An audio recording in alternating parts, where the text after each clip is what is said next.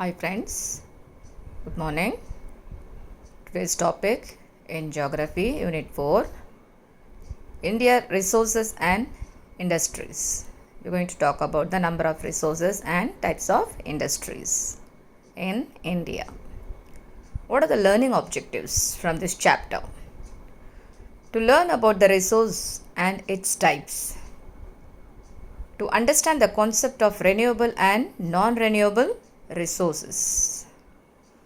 To identify the different types and distribution of industries in India. To analyze the problems of Indian industries. Let me go to the introduction first. What is resources? Any matter or energy derived from the environment that is used by living things including humans is called a natural resource. What are called natural resource? Any matter or energy derived from the environment that is used by living things including humans is called a natural resources. What are the good examples for that? Natural resources include air, water, soil, minerals, fossil fuels, plants, wildlife, etc. The resources are categorized into two types, renewable resources and non-renewable resources. Renewable resources are those which have natural regeneration after their utilization. That means after using again and again we can able to get back that resource that we called as a renewable resource. Example like solar energy, wind energy, biogas, tidal energy, wave energy, etc. are the good example for the renewable resources. Non-renewable resources. These resources cannot be replaced again after utilization. So after using, these types of resources are not going to get back. Example, coal, petroleum, natural gas, etc. These all fall under this category, that is non-renewable resources. Okay. Now first we are going to talk about minerals. What is mineral? Mineral is a natural substance of organic or inorganic origin with the definite chemical, physical properties.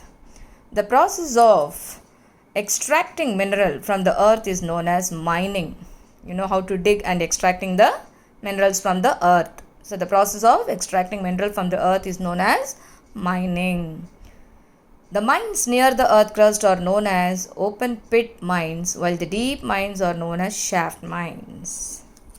Look at the types of minerals. What are the types we have? On the basis of chemical and physical properties, minerals are broadly grouped under two categories. They are metallic and non-metallic minerals. What are the types of minerals? Metallic and non-metallic minerals. First, we are going to discuss about the metallic minerals. Metallic minerals are the minerals which contain one or more metallic elements in them. Metallic minerals which occur in rare, naturally formed concentration known as mineral deposit.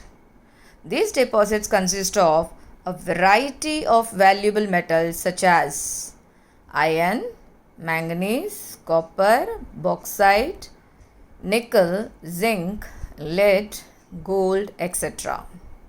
The first point of view, we are going to talk about the iron ore. Iron ore is the most widely distributed elements of the earth crust, rarely occurs in India for a free state. Let me go to the map.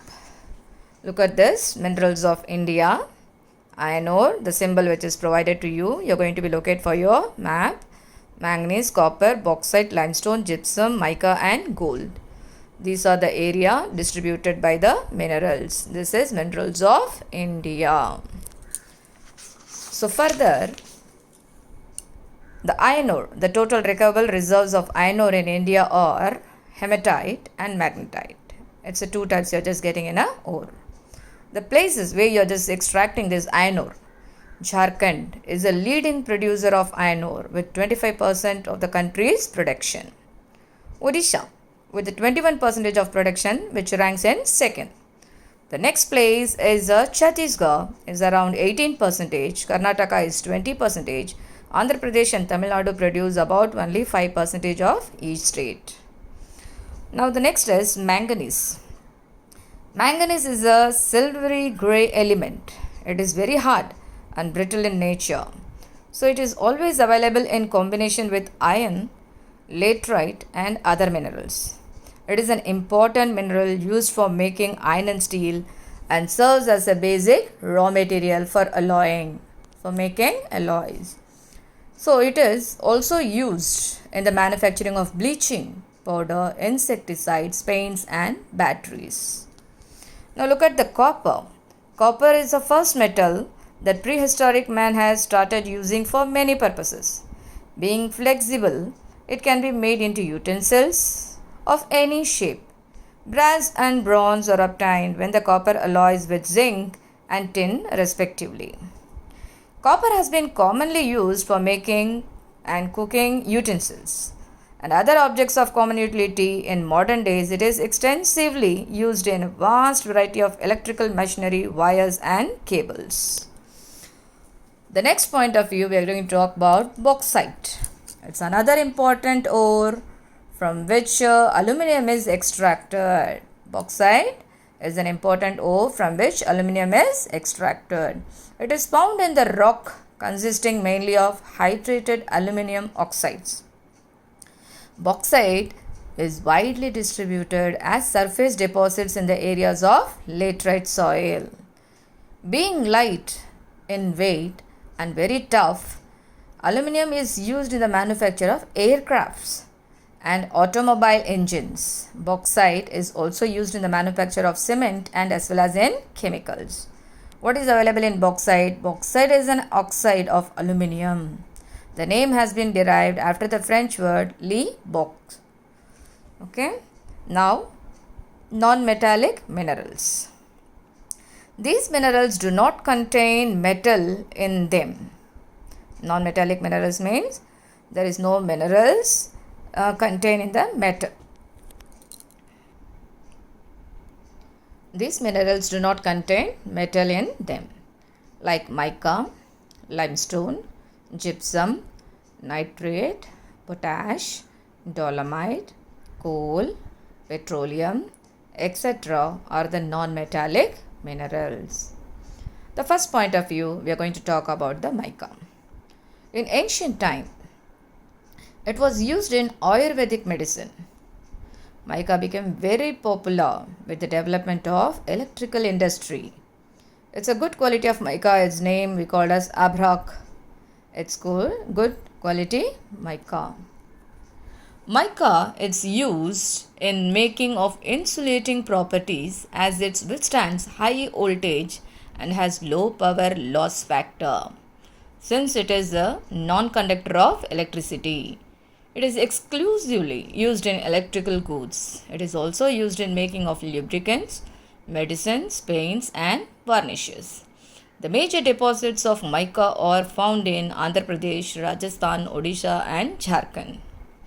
Limestone.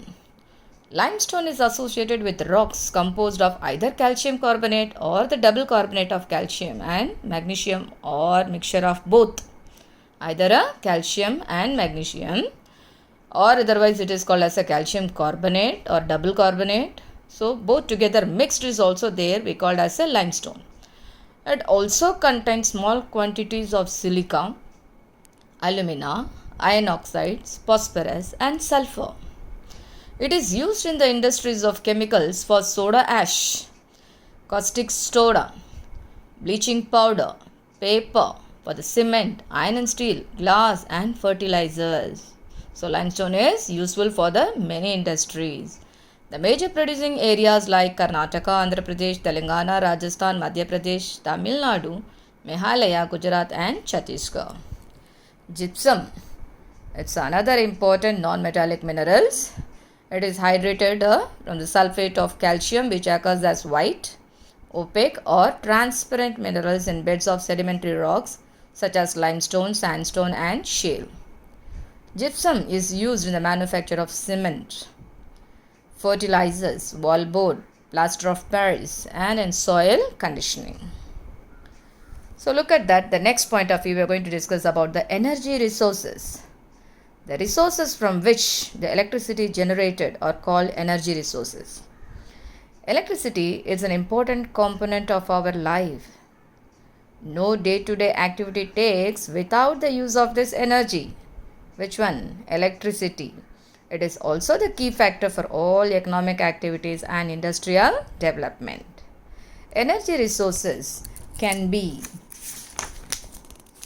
classified into renewable and non-renewable. That is, coal, petroleum, natural gas and nuclear minerals are the sources of the non-renewable energy. Water, sunlight, wind, biogas, tides, etc. are the sources of renewable energy, as we have discussed about in the natural and renewable and non-renewable resources. Now first thing we are going to discuss about the non-renewable energy resources. Point number 1 is coal. Coal is an inflammable organic substance which composed mainly of hydrocarbons. It is available in the form of sedimentary rocks. Because of that only we are getting in the sense of hydrocarbon. Sedimentary rocks is a formation in the water.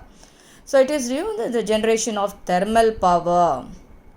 It has close association with the industrial development of any country. Since it is a valuable one, it is called as a black gold. Coal is or otherwise called as a black gold. Based on the carbon content, it is classified into the following types: anthracite 80 to 90% of the carbon, bituminous 60 to 80%, lignite 40 to 60%, and the peat, it is less than 40% of carbon content. Coal, it's an important source of energy in India with its varied and innumerable uses. It can be converted into gas, oil, electricity and thermal power. Besides, it forms a basic raw material for the production of chemicals, dyes, fertilizers, paints, synthetic and explosives. This is Coal India Limited, is an Indian state-controlled coal mining company headquartered in Kolkata, West Bengal. Now look at the places where we are just extracting that. Jharkhand is the largest coal producing center, and it was a state in the country followed by Odisha, Chhattisgarh, West Bengal, Madhya Pradesh, Andhra Pradesh and Maharashtra. Indian lignite, it is a brown coal we call, which deposits occur in the southern and western parts of peninsular India, particularly in Tamil Nadu, Puducherry and Kerala. Now look at the next point of view, petroleum, or otherwise we call as a crude oil. The word petroleum has been derived from two Latin words, petro and oleum. Meaning, petro meaning what? It's a rock, and oleum meaning oil. Thus, petroleum is the oil obtained from the rocks of the earth. So, therefore, it is also called mineral oil. How we said that coal is a black gold, like petroleum we called as a liquid gold. It is an inflammable liquid that is composed of hydrocarbons which constitute 90 to 95% of petroleum, and the remaining is chiefly organic compounds containing oxygen, nitrogen, sulfur and traces of organ metallic compounds. This is the Ministry of Petroleum and Natural Gas. It is the Ministry of Government of India. It is responsible for the exploration, production, refining, distribution, marketing, import, export and conservation of petroleum, natural gas, petroleum product and liquefied natural gas in India. This is the area where you are finding Indian Oil Refinery. Now look at, we have two divisions, western coast of offshore oil fields and the eastern coast offshore fields. First we'll discuss about the western coast of offshore oil fields. Number 1 is Mumbai High Oil Fields, because it's the largest one, around 65% of oil you are extracting from that. Number 2 is Gujarat coast, it's the second largest. Third one is Basim Oil Field, which is south of the Mumbai High. 4 is Aliabad Oil Field, south of Bhavanagar. 5 Ankleshwar. Number 6 is Cambay, Luni region.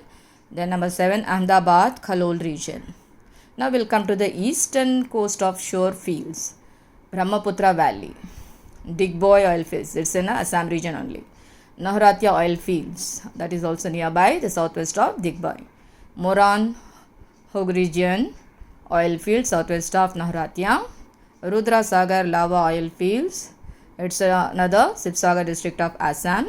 Surma Valley, Bhadarpur, Masimpur and Pataria. Offshore of Andaman and Nicobar, Gulf of Mannar, Baleshwar coast, Punjab, Haryana and Uttar Pradesh. Look at that. The highest concentration of the petroleum. So now we are going to be discussed in a natural gas. Look at this. Petroleum is used as a source of power and fuel for the automobiles, aeroplanes, ships and locomotives. Lubricants, kerosene, vaseline, tar, soap, terylene and wax are its byproducts. Oil in India is obtained from both from onshore and as well as the offshores. That only we have discussed. West coast of offshore oil fields and the eastern coast of offshore oil fields we discussed. Now we'll go to the natural gas. Natural gas usually accompanies the petroleum accumulations.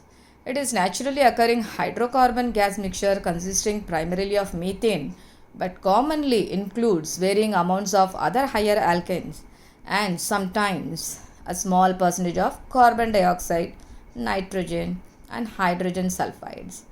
It is formed when layers of decomposed plants and animals are exposed to intense heat and pressure over thousands of years. How it is useful? It is used as a source of energy for heating, cooking and electricity generation. It is also used as a fuel for the vehicles and as a chemical feedstock in the manufacture of plastics and other commercially important organic chemicals. The highest concentration of natural gas is found in the Mumbai High and the Basim oil fields, Gujarat, Assam, Nepaltur, Mangmadam in Tanjore district in Tamil Nadu, Tripura, Rajasthan, Arunachal Pradesh, Punjab, West Bengal are the other areas where the natural gas reserves have been discovered. Now we are talking about the conventional energy sources. Previously we have discussed about the non-conventional, non-renewable resources like renewable and non-renewable resources we have discussed. Now we are discussing about the conventional and non-conventional energy resource. Thermal power, number 1. It is generated using fossil fuels like coal, diesel, petroleum and natural gas. This is a map for you. Look at this. This is for your renewable resources of India. Example, wind, solar, thermal and tidal wave. And this one is non-renewable resources of India, nuclear, natural gas, petroleum and coal. What are the tick is available that you have to locate in your map. Now the point of view, going to talk about the National Thermal Power Corporation. It was established in the year 1975. At present, NTPC has 13 coal-based super thermal power projects and 7 gas liquid fuel-based combined cycle projects in the state of Assam, Bihar, Jharkhand, Chhattisgarh, Mizoram and West Bengal. Neyveli, Mettur, Thoothukudi and Ennur in Chennai are the important thermal power stations in Tamil Nadu. Nuclear power. The energy released during nuclear fission or fusion is used to generate electricity. Nuclear energy is generated mainly from the minerals of uranium and thorium. It's an important one. Nuclear energy is generated mainly from the minerals of uranium and thorium. The first nuclear power station was set up at Tarapur near Mumbai in 1969. Look at this. The Nuclear Power Corporation of India Limited is an Indian public sector undertaking based in Mumbai, Maharashtra. It is wholly owned by the Government of India and it is responsible for the generation of nuclear power for the electricity. Renewable energy resources. Previously we discussed about the non-renewable one. Now we are going to discuss about the renewable energy resources. Number 1 is hydropower. Power generated from water is termed as hydroelectricity. What is hydroelectricity? The power which generated from the water is termed as a hydroelectricity. Hydropower is considered as one of the most economic and non-polluting sources of energy. It contributes nearly 7% of the global electricity production. The cost of production of hydroelectricity is relatively low, making it competitive source of the renewable energy. Solar energy. Solar power is a conversion of sunlight into electricity either directly using photovoltaics PV or indirectly using concentrated solar power.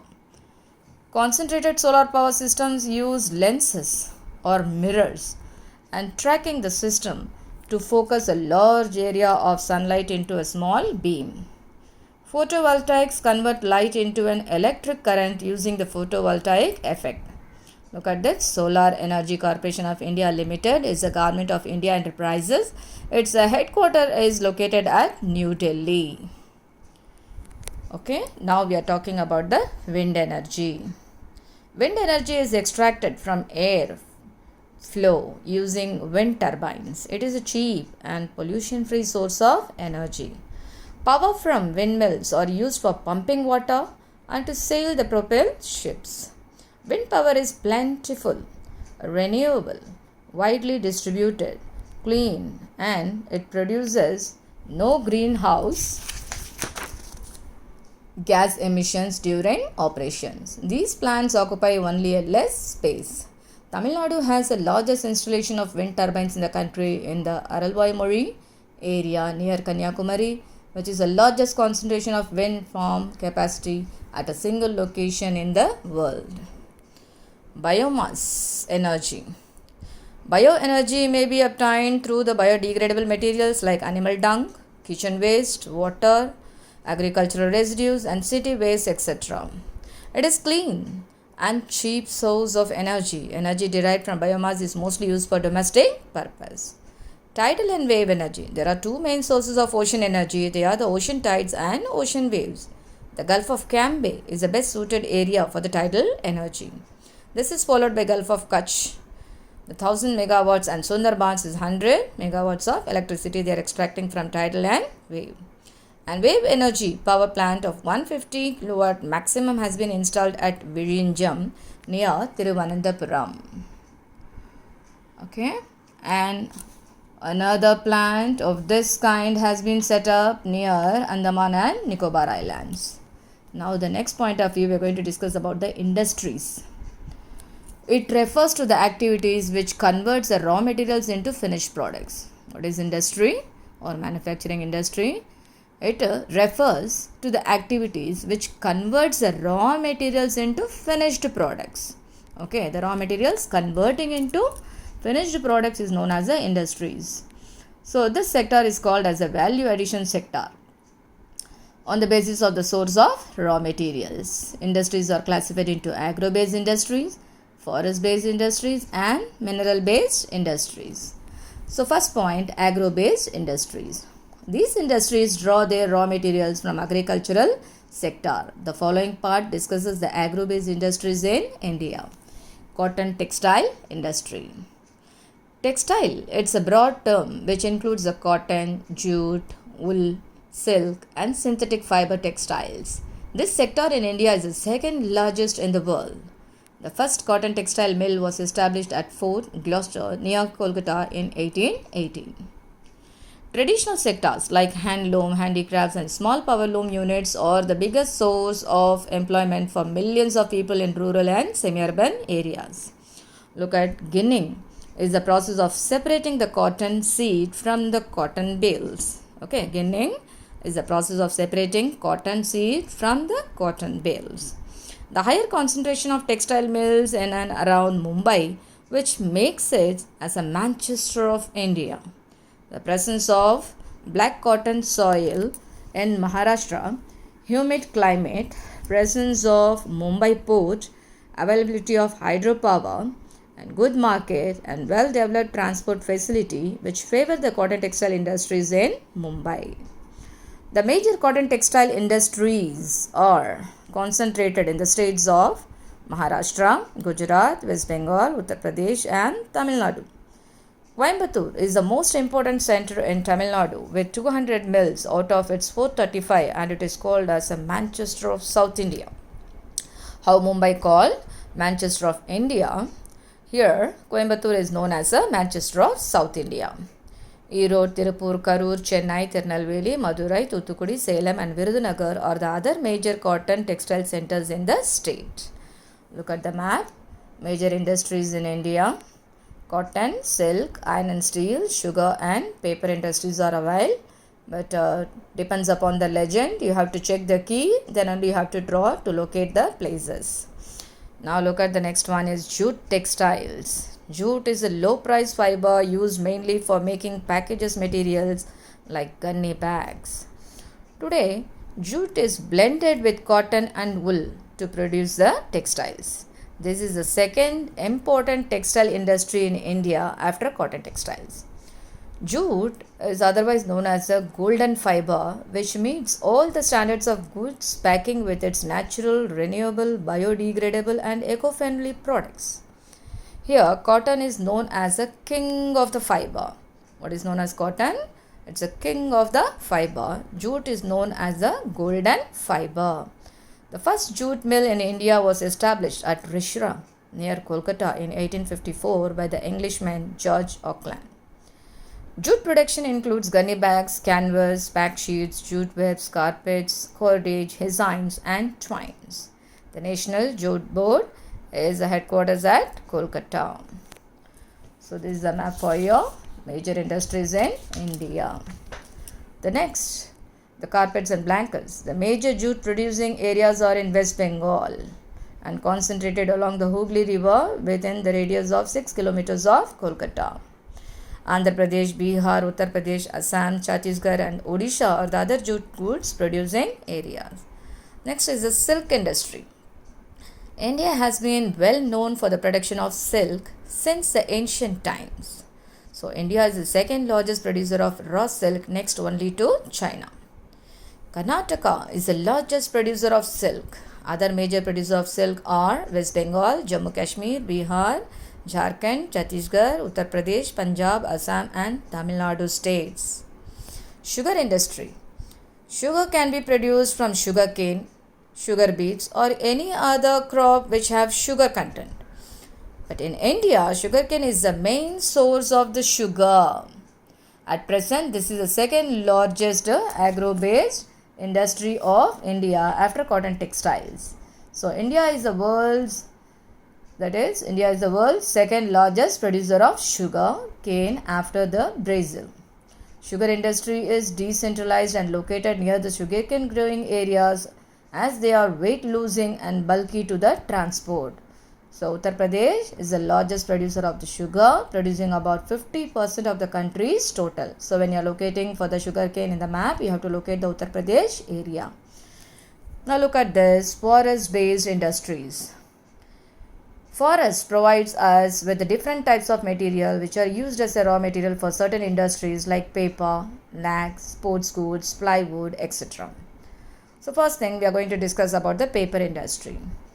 Paper industry produces numerous types of papers that comes in a various use such as sheet paper, that is sheet paper, paper boxes, tissues, paper bags, stationeries, envelopes and printed paper products such as books, periodicals and newspapers.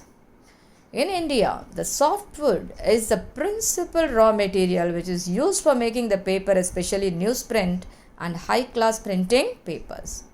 Paper is a prerequisite for the education and literacy, and it is used as an index of advancement in these two fields as well as the overall well-being of the society. Look at the paper industry in India. The first paper mill of India was started in 1812 at Serampur in West Bengal. Now the next is iron and steel industry. Iron and steel industry, it's called as a basic metallurgical industry as it is finished product is used as a raw material by host of other industries. Okay, it is a key industry we used to call. Iron and steel industry is a basic industry or otherwise we call as a key industry. Several industries like engineering, heavy machines and machines, tools, automobile, locomotives, and railway equipment industries use the iron and steel as their primary raw material. Due to this, the steel producing capacity of a country is generally taken as an indicator of its level of industrial development. The first attempt to produce the iron and steel unit was set up at Porto Novo in Tamil Nadu in 1830. The modernization of the industry was started in 1907 with the establishment of Tata Iron and Steel Company at Sakchi, now called Jamshedpur. It is familiar for the iron and steel industry to locate. This industry of India is mainly concentrated in the states of Jharkhand, West Bengal and Odisha. Proximity to the coal fields of the Jharia, Raniganj, Bokaro and Karanpura and the iron ore mines of Mayurbhanj, Keonjhar and the Bo as the responsible for this Brunei. So this area is also has sufficient deposits of limestone, dolomite, manganese and silicon which are required for the industry. Now the next is automobile industry. India is set to emerge not only as a large domestic market for automobile manufacturers but also a crucial link in the global automotive chain. It is one of the most dynamic industrial groups in India. The first automobile industry of India was started in 1947. The industry is the Premier Automobiles Limited located at Kurla, Mumbai. It was followed by the Hindustan Motors Limited at Uttarpara, Kolkata in 1948. At present, India is the seventh largest producer of the automobile manufacturers, which includes two-wheelers, commercial vehicles, passenger car, jeep, scooty, scooters, motorcycles, mopeds and three-wheelers. Major centers are at Mumbai, Chennai, Jamshedpur, Jabalpur, Kolkata, Pune, New Delhi, Kanpur, Bengaluru, Sadara, Lucknow and Mysuru. Chennai is nicknamed as the Detroit of Asia due to the presence of major automobile manufacturing units and allied industries around the city. What are the motors we have? Like Tata Motors, Maruti Suzuki, Mahindra and Mahindra and Hindustan Motors are the largest passenger car manufacturers of Indian companies in the country. Presence of foreign car companies such as Mercedes, Benz, Fiat, General Motors, Toyota and the recent entry of passenger car manufacturers BMW, Audi, Volkswagen and Volvo makes the Indian automobile sector a special one. Tata Motors, Ashok Leyland, Eicher Motors, Mahindra and Mahindra and Ford Motors are the major Indian companies which manufacture the commercial vehicles. MAN, ITEC, Mercedes-Benz, Scania and Hyundai are the other foreign companies engaged in the manufacture of commercial vehicles. So two-wheeler manufacturing is dominated by the Indian companies like Hero, Bajaj, Auto and TVS. So these are the things for the automobile industry. Now look at this, name of the industries and the place and the establishment of the years and the products manufactured by the iron and steel. Look at the map, major electrical and electronics, software and automobile industries in India. Symbols have given to you, based on that you have to try to locate. Electric and electronic industries. Electrical and electronic industries. Heavy electrical industries manufacture equipment used for the power generation, transmission and utilization. Turbines for steam and hydropower plants, boilers for the thermal power plants, generators, transformers, switchgears, etc. are the chief products of this industry.